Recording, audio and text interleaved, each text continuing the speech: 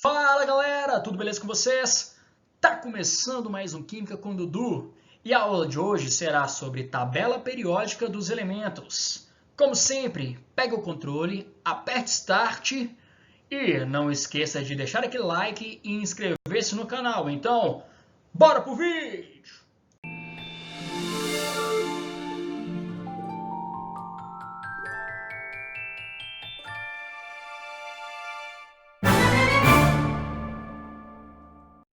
Para começar a nossa aula, devemos entender uma breve história da tabela periódica. Então vamos lá. O primeiro cara a querer organizar a tabela periódica foi um alemão químico chamado Johann Dobrindt. Em 1829, ele pegou uma sequência de 3 elementos químicos semelhantes, que foi o cálcio, o estrôncio e o bário. E já era conhecida as massas desses elementos químicos. O cálcio tem massa 40, o estrôncio 87,5 e o bário 137. E aí ele fez uma tríade, ou seja, ele pegou o cálcio, somou com a massa do bário e tirou uma média. Como são 2 elementos, dividiu por 2. E aí ele percebeu que a massa encontrada ela era próxima à massa do estrôncio. E ele chamou essa ideia de tríades. Por isso que hoje é conhecida de tríades de Dobrindt. Tranquilos? E aí, no ano de 1862, o geólogo francês chamado Alexandre Champ-Courtois dispôs os elementos químicos conhecidos em ordem crescente de suas massas atômicas numa linha espiral em volta de um cilindro. Tal disposição ficou conhecida como parafuso telúrico de Champ-Courtois. Telúrico significa relativo à Terra, como é mostrado aqui, ó. Então foi da ordem crescente, de cima para baixo, e ficou como se fosse uma espiral. Beleza, né? 2 anos mais tarde, no ano de 1864, o inglês John Newlands, um amante da música, organizou os elementos em ordem crescente de suas massas atômicas em linhas horizontais, contendo 7 elementos cada, como é mostrado aqui, ó. O 8º elemento apresentava propriedades semelhantes ao primeiro e assim por diante, numa relação periódica que lembra a periodicidade das notas musicais. Dó, Ré, Mi, Fá, Sol, Lá, Si. Volta pro Dó. Ré, Mi, Fá, Sol, Lá, Si. Volta pro Dó. Ré, Mi, Fá, Sol, Lá. Chega, né? Tá bom. E aí a gente tem a primeira oitava, segunda oitava, terceira oitava e assim por diante.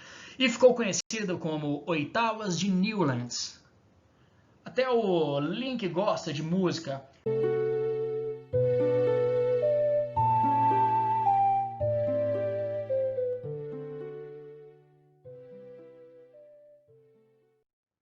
Claro que os outros cientistas, eles são muito importantes, mas agora vamos falar do cara que ele foi conhecido como o pai da tabela periódica, porque ele começou a organizar. E o nome dele é Dmitri Mendeleev.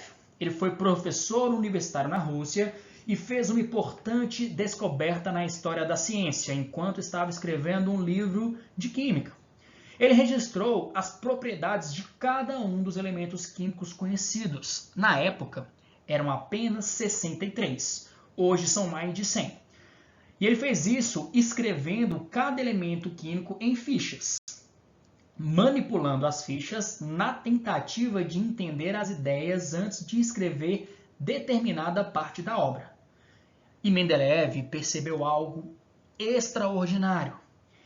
Ele viu que havia uma periodicidade, ou seja, uma repetição nas propriedades dos elementos químicos. Por exemplo, ele colocou o sódio, o potássio e o rubídio na mesma série, ou no mesmo grupo. Por quê? Eles reagem explosivamente com a água, combinam-se com o cloro e o oxigênio, formando respectivamente compostos de fórmulas ECl e E2O. O E representa o elemento.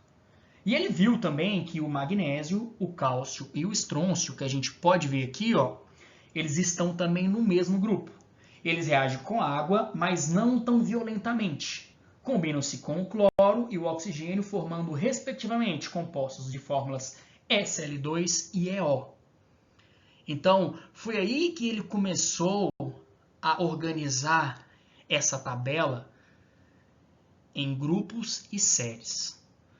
Agora vamos mais adiante na história. Agora vamos começar a entrar rumo à tabela periódica atual. Mas antes disso, a gente vai ter que falar do inglês Henry Moseley, que fez importantes descobertas trabalhando com uma complexa técnica envolvendo raio-x. E assim, ele descobriu uma característica numérica dos átomos de cada elemento que ficou conhecido como número atômico. Isso foi entre os anos de 1913 e 1914. E aí, ele montou uma tabela periódica de ordem crescente com o número atômico. Olha só, o hidrogênio vai ter o número atômico 1, então ele começa pela esquerda e na parte superior. O hélio 2, o lítio 3, berílio 4, boro 5, carbono 6 e assim sucessivamente. E esse número, anos mais tarde, ele foi associado ao número de prótons que cada elemento tem. E agora sim, a gente pode falar da tabela periódica atual. Vamos lá. E assim é uma tabela periódica atualmente. A gente tem o símbolo químico, representado aqui pelo lítio, o número atômico que está em cima, o nome do elemento químico, lítio, e o peso ou massa atômica, também conhecido como número atômico. Agora vamos entender como que foi montada essa disposição dessa tabela periódica. Vamos lá! Para a gente falar da tabela periódica atual, a gente vai começar falando sobre as séries ou períodos, que corresponde à quantidade de níveis de energia que são as nossas camadas eletrônicas. Como a gente vê aqui, lembram do elemento, aliás, do modelo atômico de Bohr das camadas eletrônicas? Então, vai encaixar aqui na tabela periódica. Os períodos, eles são divididos em 7 períodos. Nós temos 7 períodos, que elas são essas linhas horizontais aqui, Então a gente vai ter o primeiro, segundo, terceiro, quarto, quinto, sexto e sétimo período. Ou camada K, L, M, N, O, P, Q. Os lantanídeos e os actinídeos, eles encaixam aqui, Esse aqui é o rosinha claro, vai encaixar no rosinha claro. Então ele faz parte do sexto período. E o rosa mais escuro vai fazer parte do sétimo período. E esses períodos, eles informam quantas camadas eletrônicas que cada elemento tem. Por exemplo, o hidrogênio está no primeiro período, então ele vai ter uma camada eletrônica. O hélio também é a mesma coisa, ele vai estar no primeiro período, ele vai ter uma camada eletrônica. Se a gente pegar o sódio, que é o Na, ele vai estar no terceiro período, então ele vai ter 3 camadas eletrônicas. Se a gente pegar o estrôncio, que é o Sr, ele vai estar no quinto período. Então, ele vai ter 5 camadas eletrônicas. Então, os períodos, eles informam quantas camadas eletrônicas o elemento tem. Beleza? Agora vamos falar de grupos ou família, que corresponde à mesma distribuição eletrônica da camada de valência. Ou seja, os elementos do mesmo grupo, eles possuem o mesmo número de elétrons na camada de valência. Por isso que eles são distribuídos assim. E são 18 grupos ao todo, que formam essas linhas verticais, beleza? E as famílias, elas têm nomes especiais. Então, vamos lá. De verde claro, temos o grupo 1, que são os metais alcalinos. De azul, temos os metais alcalinos terrosos, que é o grupo 2.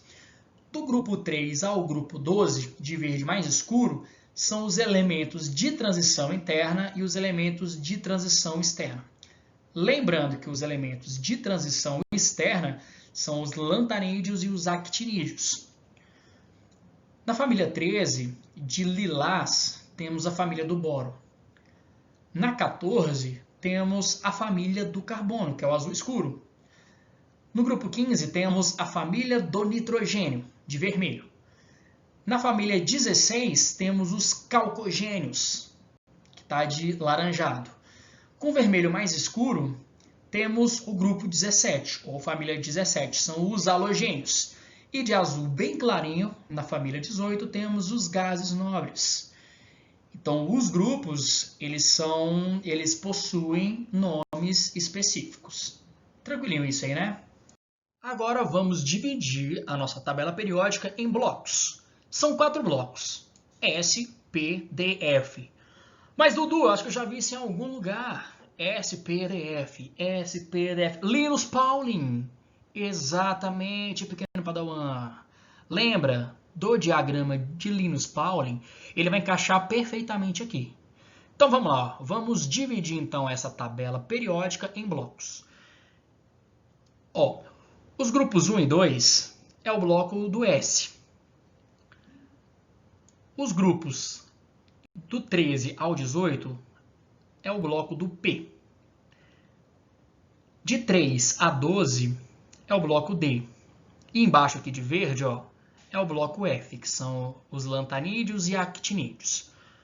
Lembra lá do diagrama de Linus Pauling que o subnível S cabe em 2 elétrons, que o P cabe em 6, o D cabe 10 e o F 14?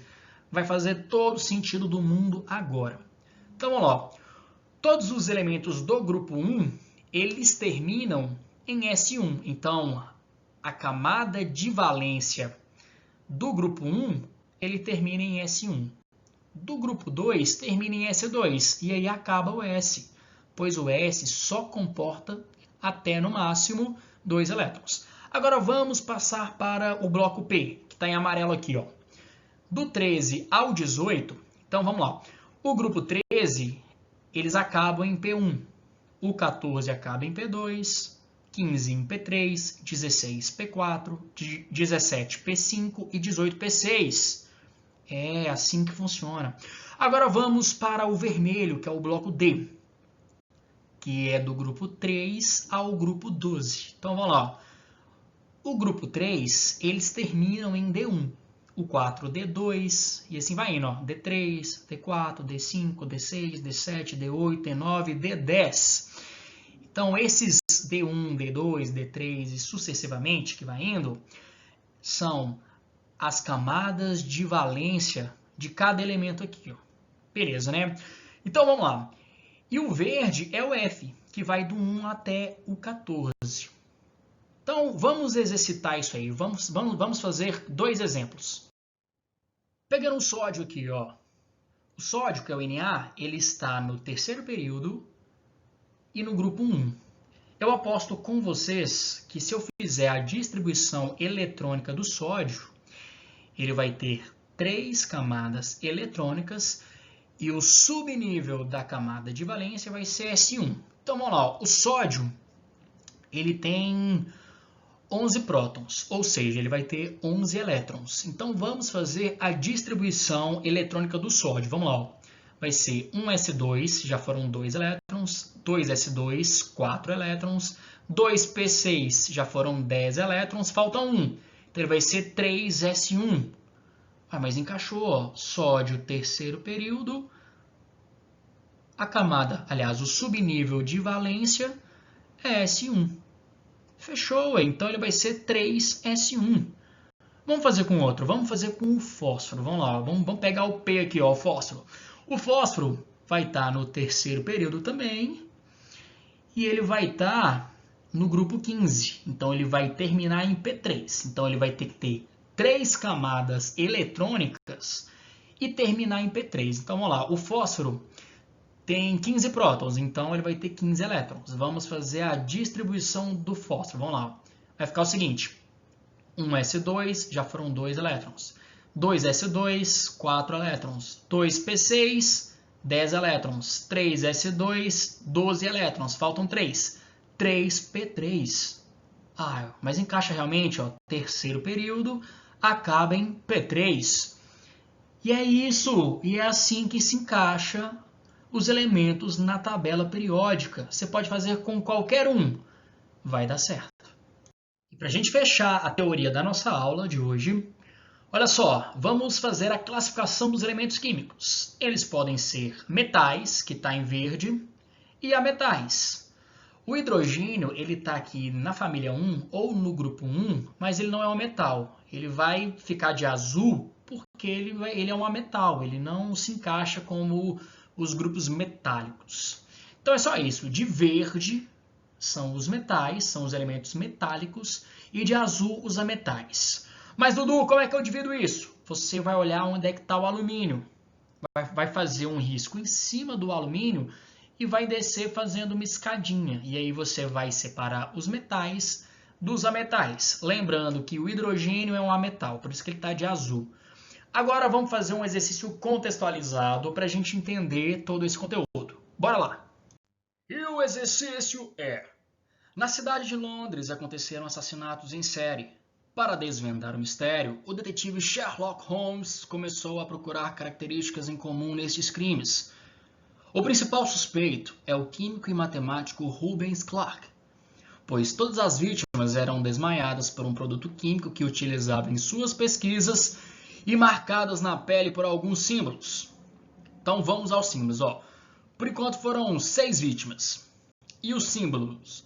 Na primeira vítima estava Na44, segunda vítima 2S2, terceira vítima Ma14, quarta vítima 3P4, quinta Na17, sexta terceiro P F18.